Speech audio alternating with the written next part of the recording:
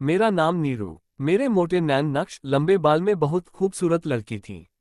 लेकिन मेरी किस्मत इतनी ही बदसूरत थी। मैं छोटी सी उम्र में ही विधवा हो गई। अभी मैं 25 साल की हुई थी। मुझ पर दुखों का पहाड़ टूट गया था। मैं ये सोचकर अंदर से टूट गई थी कि इतनी छोटी उम्र में विधवा की मेरी जिंदगी कैसे कटेगी। मेरे पति को गए हुए अभी 10 दिन ही हुए थे। रजत मेरे पास आया, जो मेरे पति का सबसे खास दोस्त था। बोला, मैं तुम्हारी सारी जरूरतें पूरी करूंगा, तुम मेरे साथ चलो। मैंने उसके साथ चलने से मना कर दिया। तुम्हारा दिमाग खराब हो गया। अभी तक तो मेरे पति की लाश भी नहीं मिली है। तुम चले जाओ यहां से। वह गुस्से में वहां से चला गया। विनय के बिना मेरी दुनिया वीरान हो गई। मैं अकेली और तन्हा हो गई थी।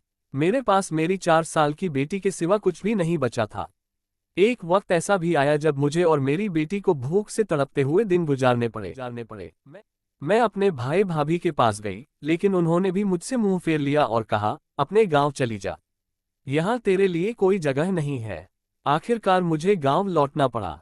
विनय की यादें और हमारी बेटी मेरे लिए सब कुछ थीं। लेकिन पेट की भूख और मजबूरी इंसान से सब कुछ करवा देती है। गांव में सिर्फ खेती का ही काम था, जो मुझे आता नहीं था। गांव में काम के नाम पर सिर्फ शुगर मिल ही थी, और वहां सिर्फ मर्दों को ही काम दिया जाता था। मुझे अपनी बेटी के लिए कुछ करना था, इसलिए मैंने एक बड़ा फैसला लिया। मैं मर्द बनकर उसी शुगर मिल में काम करने लगी। अपने बदले हुए हुलिये और आवाज से मैंने सबको ये यकीन दिला दिया कि मैं एक मर्द हूं। किसी को भी शक नहीं हुआ। 1 साल इसी तरह बीत गया। मैं मेहनत करती रही और अपनी बेटी की देखभाल करती रही, लेकिन हर दिन डर के साए में जीती थी कि कहीं मेरी असलियत न खुल जाए। फिर एक दिन, जब बारिश बहुत तेज हो रही थी, उस दिन सारे मजदूर फैक्ट्री से जा चुके थे, लेकिन मुझे कुछ काम था इसलिए मैं रुकी रही। बारिश में भीगने की वजह से मेरे कपड़े शरीर से चिपक गए थे। उसी वक्त फैक्ट्री का मालिक रजत वहां आ गया। उसकी नजरें मुझ पर गड़ी हुई थीं। वो मुझे देखता रहा, जैसे कुछ समझने की कोशिश कर रहा हो। उसने कहा, तुम्हारे कपड़े भीग गए हैं, पास के कमरे में जाओ और बदल लो। मैं डर के मारे कांप रही थी। उसकी आंखों में कुछ ऐसा था जो मुझे खतरनाक लग रहा था। मैंने कहा, नहीं, मैं ऐसे ही ठीक हूं। मालिक ने जब ज्यादा जिद की तो मैं उनके साथ चली गई। उनके इरादे मुझे सही नहीं लग रहे थे। वह मुझे घर रहा था। उसने मुझे कहा, को कपड़े पहन लो। मैं तो औरत थी, उसके सामने कैसे कपड़े पहन सकती थी। मेरी आंखें बंद कर ली। मेरी आंखों के सामने अंधेरा छाने लगा।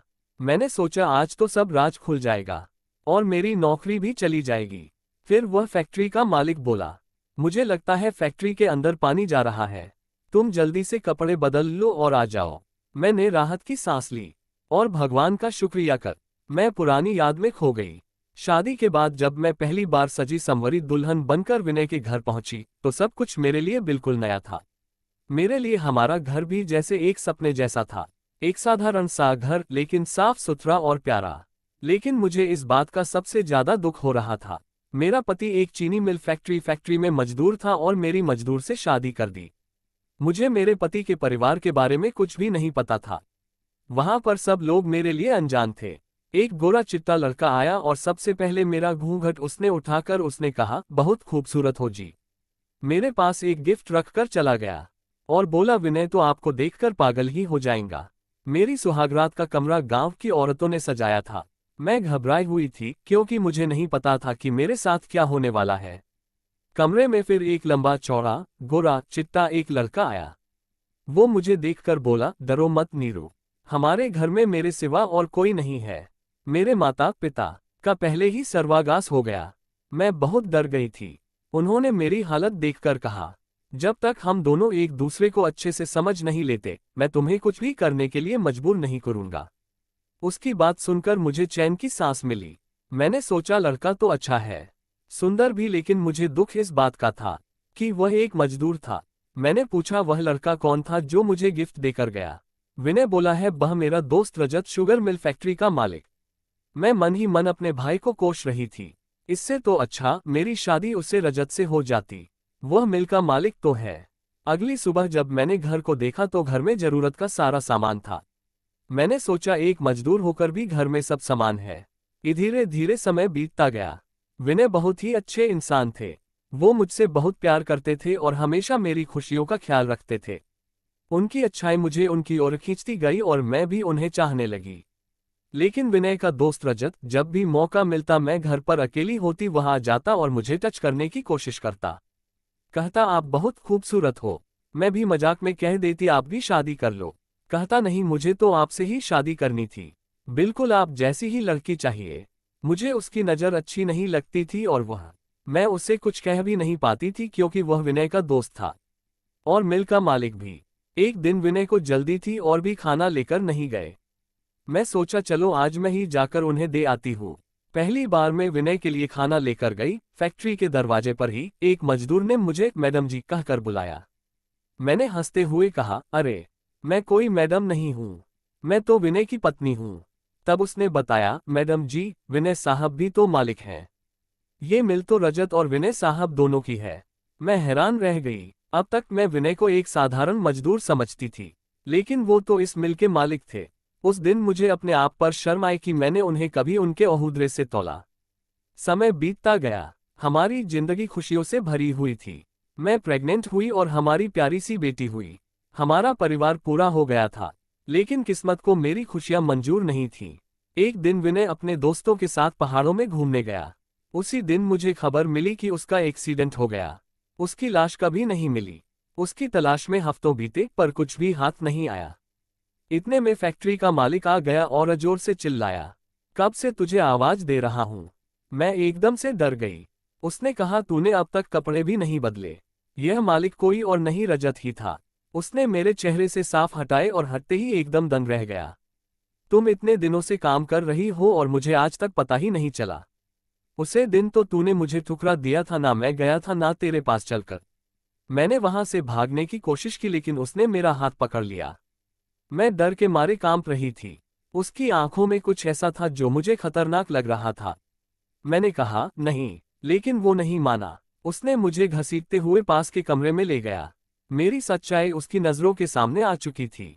मैं एक औरत थी, वो औरत जो अपनी बेटी की भूख मिटाने के लिए मर्द बनकर काम कर रही थी। रजत ने मुझे धमकाया, तुम्हारी सच्चाई अब मेरे हाथ में है। अगर तुमने मेरी बात नहीं मानी तो मैं तुम्हें इस मिल से निकाल दूंगा। उसने जबरदस्ती मुझे अपने घर में बंद कर लिया। मेरी बेटी को भी वहीं ले आया। मुझे हर दिन यातनाएं देता। मुझे कैद कर रखा, बाहर जाता तो ताला लगाकर जाता। मेरी जिंदगी नर्क बन चुकी थी। रजत के घर में बीते हुए वो 6 महीने किसी नर्क से कम नहीं थे। हर दिन वो मुझे ताने देता, धमकियां देता और जबरदस्ती अपनी बीवी होने का दावा करता। मुझे घर से बाहर भी नहीं निकलने देता था। मेरी बेटी को उसने अपने कमरे में रखा था और हर वक्त मुझे इस बात की धमकी देता कि अगर मैंने उसे छोड़ने की कोशिश की तो मेरी बेटी को मार देगा। मैं अंदर ही अंदर टूट चुकी थी, लेकिन फिर भी मेरी बेटी के लिए मैं सहती रही। वो मासूम थी, उसे क्या पता कि उसकी माँ किस यातना से गुजर रही है। मैं हर दिन रोती थी और सोचती थी कि काश विनय वापस आ जाता। पर यह एक नामुमकिन ख्वाब था। लेकिन किस्मत को शायद मेरी तकलीफें कम नहीं लग रही थीं। एक दिन जब रजत घर आया तो उसके चेहरे पर एक अजीब सी मुस्कान थी। उसने कहा, नीरू, मैंने फैसला कर लिया है। तुम्हें अब मेरी बीवी बनकर इस घर में रहना होगा। अगर तुमने मुझसे शादी नहीं की तो मैं तुम्हारी बेटी को हमेशा के लिए तुम्हारे पास से छीन लूंगा। मैंने अपने आंसू पोंछते हुए कहा, मैं तुमसे कभी शादी नहीं कर सकती। रजत ने हंसते हुए कहा, तो फिर तैयार हो जाओ अपनी बेटी की लाश देखने के लिए। उसने अपने घर के मंदिर में मेरी मांग में सिंदूर भर दिया। उसे दिन के बाद रजत मुझे अपने साथ फैक्ट्री में ले जाने लगा। एक दिन फैक्ट्री में एक लंबा चौड़ा और मर्दाना हुलिये वाला आदमी आया। उसकी आंखों में एक अजीब सी चमक थी, जैसे वो कुछ ढूंढ रहा हो। उसने खुद को एक इन्वेस्टर बताया और कहा कि वो मिल में पैसे लगाना चाहता है। उसका नाम था विक्रम। उसने रजत से बात की और कहा कि वो फैक्ट्री को और बड़ा करना चाहता है। रजत ने लालच में आकर उसे पार्टनरशिप कर ली। मुझे उसमें कुछ अजीब सा लगता था। उसकी आंखों में एक ऐसी पहचान थी जो मुझे बार बार उलझन में डाल देती थी। वो मेरी मदद भी करने लगा। जब भी मैं गिरती वो मुझे सहारा देता।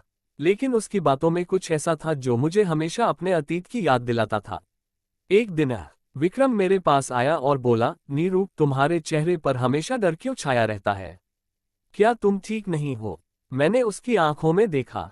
उसके सवाल में चिंता थी, लेकिन उसमें एक ऐसा दर्द भी था जो मुझे बार बार मेरे अतीत की ओर खींच रहा था। मैंने कहा, आप मुझसे दूर रहिए। विक्रम ने मेरा हाथ पकड़ते हुए कहा, शायद मैं समझ पाऊं। क्या तुम मुझे अपनी कहानी नहीं बता सकती? उस रात मैं पहली बार किसी से अपने दर्द को बांट रही थी। मैंने उसे सारी सच्चाई बता दी। विक्रम की आंखों में आंसू थे, लेकिन वो आंसू सिर्फ दर्द के नहीं, बल्कि गुस्से के भी थे। उसने कहा, नीरू, तुम्हारे साथ जो हुआ वो गलत है, और मैं वादा करता हूं कि तुम्हें न्याय मिलेगा। मुझे उसकी बातों में सच्चाई नजर आई, लेकिन तभी मेरे मन में एक सवाल उठा। विक्रम, तुम मुझसे इतनी हमदर्दी क्यों कर रहे हो? विक्रम ने एक लंबी सांस ली और कहा, क्योंकि मैं तुम्हारा विनय हूं, नीरू। वो लम्हा मेरी पूरी दुनिया बदल गया। मेरा विनय, जिससे मैं मरा हुआ समझ चुकी थी, वो मेरे सामने खड़ा था। लेकिन उसका चेहरा, वो वही नहीं था जिसे मैंने आखिरी बार देखा था। विनय ने बताया कि पहाड़ों में हुए हादसे के बाद उसे वहां के लोगों ने बचा लिया था। उसका चेहरा बुरी तरह से जल गया था, इसलिए उसे प्लास्टिक सर्जरी करानी पड़ी। लेकिन उसकी याददाश्त भी खो गई थी। महीनों बाद जब उसे उसकी यादें वापस आई, तो उसने खुद को बदलकर एक नए इंसान की तरह अपने गांव वापस आने का फैसला किया। उसने कहा, जब मुझे याद आया कि मेरी नीरू और मेरी बेटी मेरे बिना तड़प रही होंगी, तो मैंने खुद को संभाला और तुम्हें ढूंढने की ठान ली। एक दिन मुझे राम सिंह चाचा मिले, जो फैक्ट्री में मजदूरी करते हैं। मैंने पूछा कि यहाँ पर नीरू और उसकी बेटी रहती थी। तो उसने कहा, आप कैसे जानते हो? तो मैंने उसे सारी बातें बताई। उसने मुझे तुम्हारे बारे में बता दिया। विनय ने पहले ही पुलिस को फोन कर दिया। रजत को किए की सजा मिली।